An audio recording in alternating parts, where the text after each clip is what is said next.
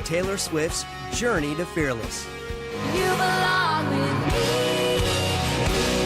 You belong with me. This is a story of a little girl who dared to dream big. From her earliest performances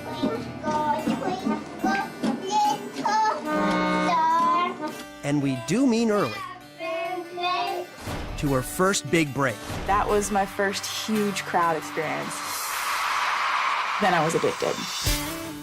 And the challenges along the way. And I went through periods of time where I didn't have friends. That was tough as a mom to hear the shunning. She didn't know it then, but even as a kid, Taylor Swift was fearless. Hi, I'm Taylor. I'm 11. I want a record deal. So give me a call. That would be awesome. We'll show you everything that went into making Fearless happen and share with you the inspiration behind some of your favorite songs. It was a song about a breakup that I had to really address. Come on the road with Taylor for her first headlining tour. Spend the next 3 nights backstage, on stage, and around the world for Taylor Swift's Journey to Fearless.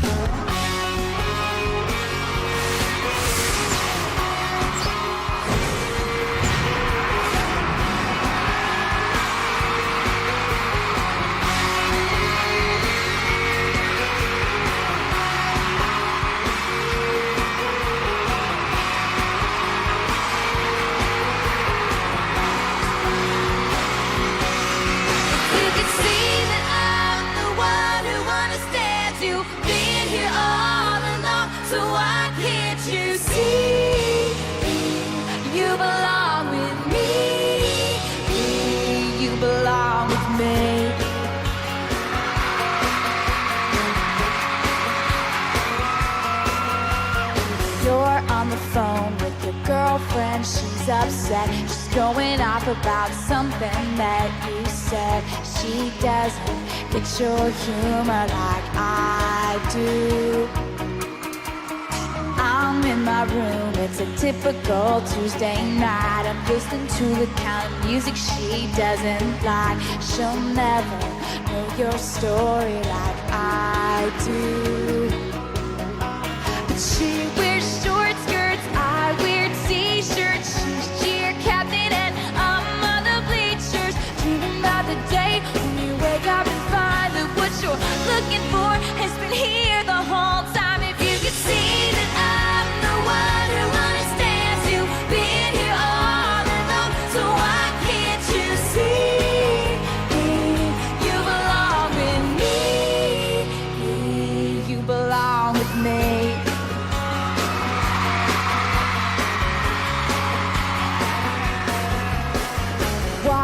The streets with you in your worn-out jeans. Can't help thinking this is how it ought to be. Driving on a park bench, thinking to myself, hey, isn't this easy? You've got a smile that can light up this whole town. I haven't seen it in a while since she brought you down. You say you're fine, I know you better than that. Hey, what you doing with a girl like I wear sneakers, she's cheer captain and I'm on the bleachers, dreaming about the day when you wake up and find that what you're looking for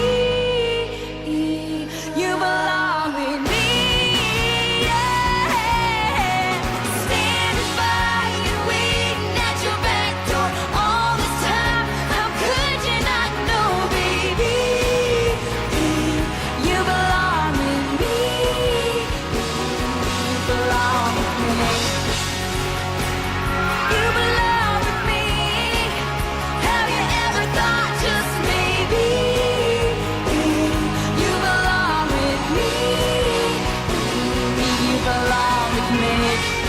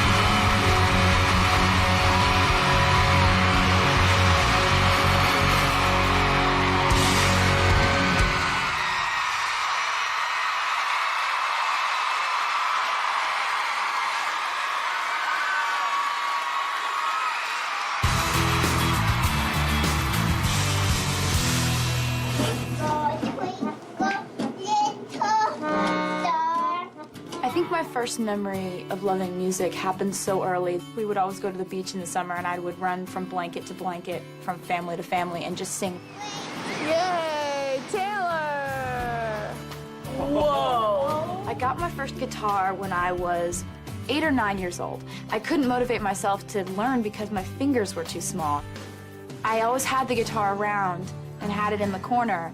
And when I was about 12, this magical twist of fate, the guy who my parents had hired to come fix my computer, I'm doing my homework, and he looks over and sees the guitar in the corner, and he was like, "Do you play guitar?" And I said, "Oh, no, I tried, but no." He said, "Do you want me to teach you a few chords?" And I was like, "Yeah, yes." That was that. I was just relentless about wanting to play all the time. I was songwriting for all of my free time after that.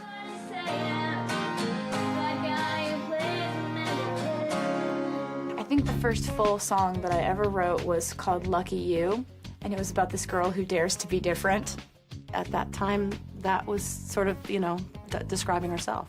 I got teased a lot, and I got made fun of a lot, and I, went through periods of time where I didn't have friends. Because all the other little girls were going to sleepovers and playing soccer, and Taylor wanted to sing on a stage, and that was a little bit different.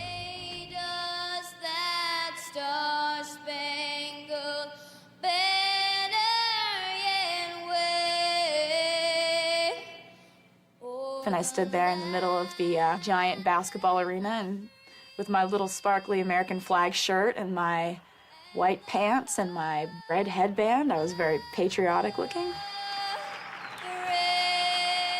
I don't think I had ever been that nervous in my life. Once again, Taylor Swift. They would do a write-up in the local paper, causing a not-so-fun day for me the next day at school.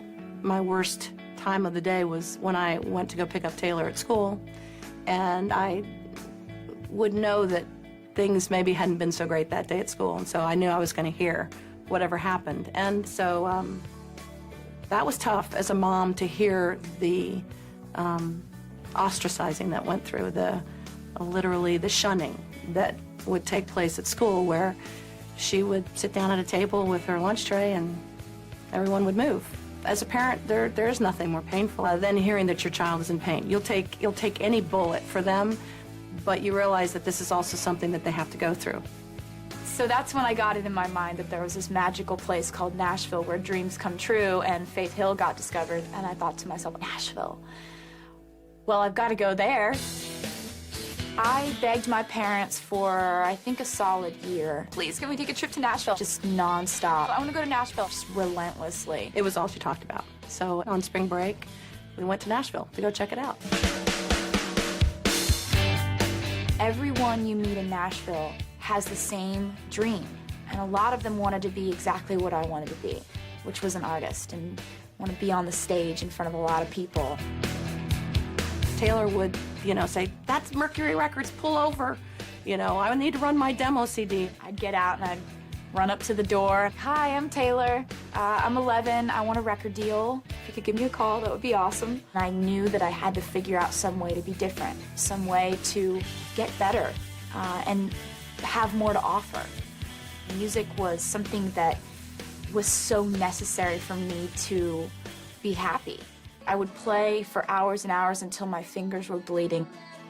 She never put it down. She wouldn't put it down. We'd have to literally say to her, all right, put the guitar down, come to dinner, then you can go right back and play. But it became a matter of forcing her to put it down at that point. I just fell in love with it.